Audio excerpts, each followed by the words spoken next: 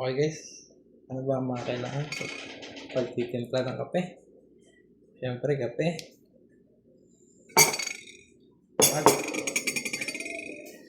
asukal, at gatas. Buhos ang isang stick ng kape sa mug.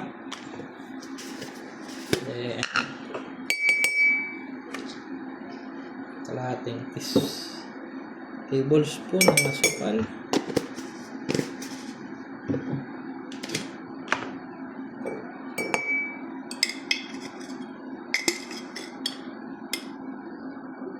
One teaspoon ng milk.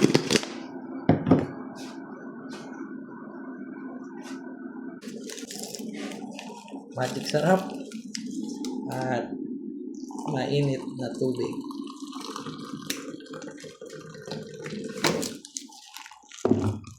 Ganyan ang tamang pagtimpla ng masarap na kape. Sana may natutunan niyo.